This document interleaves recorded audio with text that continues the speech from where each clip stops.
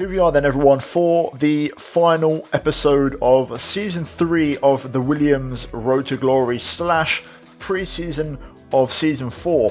Now, this is going to be the last episode as part of the kind of story mode series. We'll do one more episode maybe tomorrow or the day after, and it's going to be around Austria to see if we can get below the 1 minute lap time in the Williams. That's fully maxed out, but until that video, this is going to be pretty much the last one. So in this one, like we usually do in the past, I'm going to literally go through all the off-season and all the admin work, contracts, upgrades, all that kind of stuff, facilities, and see if we can try and limit the damage of the regulation change heading to next year, and see what would have happened had we continued into Season 4. So hopefully you guys are looking forward to that, and we'll see if it was worth it, me stopping the series, or should I have carried on. So we're going to find out what happens. If you guys like the sound of that, then leave a like, subscribe for more content, guys. Like I said, I've got the Austria video coming out in a couple of days, and then of course we're going to do a mini career mode on the F1 2003 mod, and then of course then it's time for F1 2021.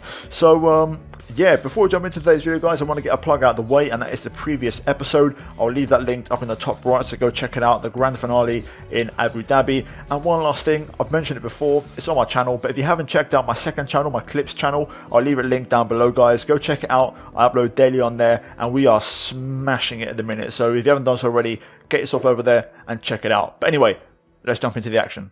Now here we are then, we're picking up where we left off after the previous episode, and as you can see we have a contract renewal with the team, so we are going to go ahead and take care of that first and foremost. Now, like we have done with this series so far, we're probably going to go for a medium risk contract and hope that gets accepted, and there we go, lovely stuff. So that would have meant we stay with Williams for at least another half season until the 20th of July. We then have to buy some driver perks, and we would have had nearly 3 million to play with. And looking at the options that we have, it doesn't matter too much realistically, but I'd probably go for one of each. So one for media coaching and one for social media team, as we now head into the upgrades. Now, speaking of upgrades, we have 3,762 points, and we're going to get a few more resource points on the 7th. But before those points arrive, we are going to go ahead and protect some upgrades. Now, of course, in upgrading, you want to protect the big things first. So we're going to go ahead and cover off this one here, which is the engine, the biggest upgrade pretty much we've done all season long.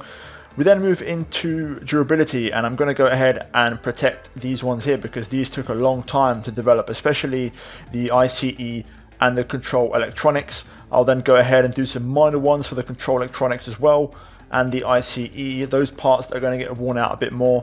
Also the MGUH, and we've still got enough points so we can squeeze out one more upgrade, and we probably do, I think, the turbo durability. So that would be it for protecting upgrades. We can do a few more on the 7th, so let's move ahead. Now with those points, we're going to go ahead and protect a couple more. We've got pretty much 600 points more, so we'll go for a gearbox durability, and we'll also go for this MGUK, or actually never mind, we can't afford it, so maybe can we squeeze on an engine upgrade? No, we can't. So that would have been it in terms of protecting. So as you can see, we missed out on a couple, but in terms of the performance and the important ones, they are all still on the car, which is really, really crucial. So let's skip ahead to the end of season and move into the brand new year.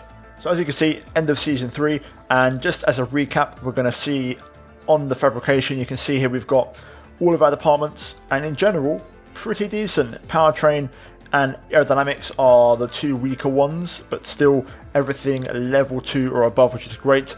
In terms of R&D, we end the season second fastest, and you can see just behind Mercedes there, and a good start considering right at the beginning of the season we were the 5th fastest team behind Racing Point, Aston Martin and Ferrari. And we then look at the engines, of course, and what we used all season long. And then finally, it's going to be the championship standings / season results.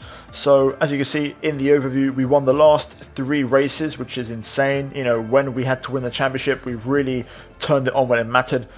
The season itself, 1, 2, 3, 4, 6 race wins, or 7 race wins actually, so not bad at all.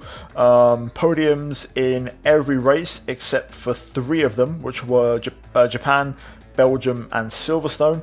and in general just great consistency, and the car was absolutely awesome. Trophies you can see there, just a confirmation of the season results, and yeah, and as a summary here, the driver details, so 2 championships, 0 constructors, 4 poles, which is not a lot, but qualifying was never my strong point. Also, the AI were much quicker over 1 lap. 919 total points, 19 race wins, which is insane, 35 podiums, and average finish of P3. That is crazy considering these stats are from the very beginning of the series. So season 1, when we had a pretty average car, we still managed to get an average finish of P3, average with P10 though. So yeah, really good fun, really good 3 seasons, but we're now going to move into season 4. Well, there's the end of season acclaim. Not a big boost, but still fine. Confirmation of the championship, and Russell finishing 9th in the championship on a very fitting 69 points. Well, here we are. We've seen this image before, back in the saddle for the start of a brand new season. There's a lot to get through, and we're going to see what happens. Now, we've got some resource points on the way on the 2nd of March, so we're going to wait until those arrive, and we'll see if we can try and maybe do some upgrades. But realistically, I don't think anything is going to be possible until the car reveal, I believe. 700, 750. What about here? We're looking at 700 as well. Yeah, and I don't think we're going to have enough points, so I think we're just going to skip straight to the car reveal and take it from there. I still love this livery, by the way. I think this is one of my best all-time liveries, man. And the integration of Bitcoin, which I'm a big part of right now, I'm really liking it. So this was definitely top 2 in this game in terms of all-time liveries for me. Absolutely insane. So it's currently the 9th of March on the timeline, and in regards to performance upgrades, realistically all we can really do here is ERS, because fuel isn't really relevant. So we're going to go ahead and do a minor ERS upgrade.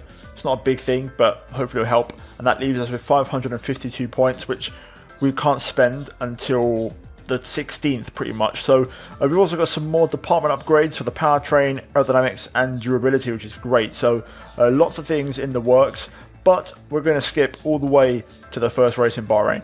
So as you can see, we're ready for round 1 in Bahrain, and before we jump into it, as you can see on the fabrication and the departments, the aerodynamics is actually about to be maxed out.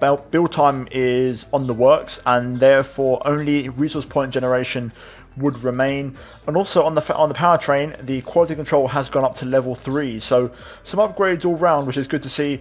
Durability absolutely fully maxed out now as well, so it may just be the chassis that needs a bit of work along with fabrication, but it's great to see the team still pushing on. R&D wise, I did purchase 1 more upgrade, so we've got 2 minor engine ERS upgrades on the way, and we're now going to move into the Bahrain timeline to see what everyone has done during the off season. Well, overall, I've got to say, it's actually pretty disappointing. Nothing has changed in regards to the top 3. The drop-off has been more or less equal, so the battling would pick up where we left off at the end of Season 3. Bit of a mix-up in the midfield, Alpine and McLaren taking a bit of a drop down, as Ferrari, Aston Martin and AlphaTauri take a step up. And then Alfa Romeo and Haas neck and neck, still at the bottom. So yeah, overall, this is why I wanted to end the series. You know, I was hoping for a bit more of a shuffle during the off-season. It just didn't happen. And there's just not enough unpredictability for me, you know, in career modes. Hopefully, obviously with the new game with the sliders, we can change that. But now, one thing I forgot to mention was the driver transfers. Now, at the end of Season 3, Romain Grosjean did retire from Formula 1. And of course, he was racing for Alfa Romeo. So let's have a look and run you through it. So in Williams, we still have myself and George Russell. Mercedes is still Hamilton and Bottas. Red Bull is Pierre Gasly and Alex Albon, so no changes there. Alpine is Daniel Ricciardo and Esteban Ocon. McLaren still Lando and Sainz. AlphaTauri, Kvyat and Perez, again unchanged. Ferrari unchanged as well, Verstappen and Leclerc. Aston Martin, Nick De Vries and Lance Stroll, so another team unchanged. And then we have Alfa Romeo and Haas. Now Haas, again, unchanged, Magnussen and Matsushita, but the man replacing Grosjean in Alfa Romeo is going to be Guan Yu Zhou. So literally just one single driver transfer during the off-season, Grosjean out of Alfa Romeo and Guan Yu Zhou in. So that would have been the 20-man grid in Season 4. So again, a bit disappointing really, and similar to the car performances, you know, nothing really changed, and neither has the driver market, so things would have been pretty stale, to be honest. Yeah, there's your lot and how things would have looked heading into the new season, and not much would have changed realistically. So yeah, I think I'm happy to end it, you know, where it is. I think the series ran its course, and yeah, I'll be doing one more video, guys, and it'll be to try and beat the 1 minute lap time at Austria. I'm going to try and do some upgrades in this series, offline basically, and hope to arrive at Austria with nearly a maxed out car, as close as I can get, as I'm going to simulate the races, of course, and we're going to see if I can potentially get that sub 1 minute lap time, which I wasn't able to do with the My Team car that was maxed out. So let's see what happens. Either way, guys, that's going to be it from me here today, and this video here today with the kind of off-season / preview of Season 4. If you enjoyed it, leave a like, subscribe for more daily F1 content, guys, and best believe I'll be dropping that hot F1 2021 game content hot off the press when that game drops, so do get subscribed for that.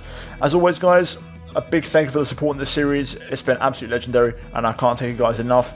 A big shout out to the channel members for supporting the content, and finally, as always, check out the 2 videos on screen if you have missed it. But that is it from me here today, and I'll see you guys next time.